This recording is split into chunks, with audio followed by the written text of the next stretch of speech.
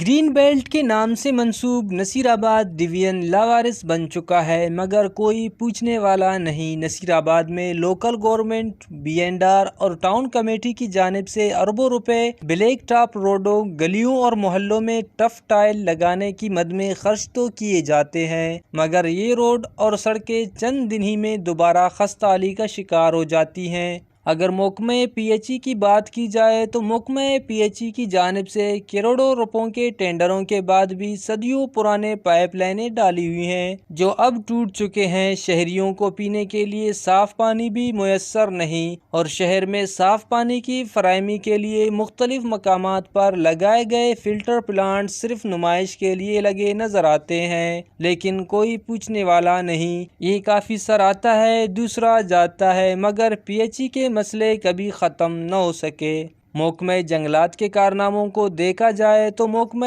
جنگلات صرف شجرکاری مہم میں درخت لگانے تک محدود ہو چکی ہے۔ اس کے بعد شہر میں لگائے گئے درخت چند ہی دنوں کے بعد دیکھ بھال نہ ہونے کی وجہ سے دوبارہ سوکھ کر جل جاتے ہیں، مگر اس کے باوجود بھی خوش قسمتی سے نصیر آباد ڈویژن گرین بیلٹ کہلاتا ہے۔ اگر یہی سلسلہ جاری رہا تو نصیر آباد گرین بیلٹ کے نام سے بھی محروم ہو جائے گا۔ محکمہ تعلیم بھی اپنے کردار سے غافل دکھائی دیتا ہے۔ نصیر آباد میں تعلیم کے دعوے داروں نے ہماری بچیوں اور بچوں کو تعلیمی اداروں میں اسکولز کی بلڈنگز، باتھ رومز، تعلیم حاصل کرنے کے لیے کتابیں اور بیٹھنے کے لیے کرسیوں سے ہی محروم کر دیا ہے۔ سہولیات نہ ہونے کی وجہ سے تعلیم حاصل کرنا ایک بڑا مسئلہ بن گیا ہے، لیکن پھر بھی سیاسی خبروں میں محکمہ تعلیم کو پہلے نمبر پہ بتایا جاتا ہے۔ نصیر آباد کے 70% سے زائد رہائشیوں کا دار و مدار زراعت کے شعبے سے ہے، اور اسی طرح زراعت کے شعبے سے تعلق رکھنے والے افراد کو زراعت کے حوالے سے سینکڑوں مسائل کا سامنا کرنا پڑتا ہے،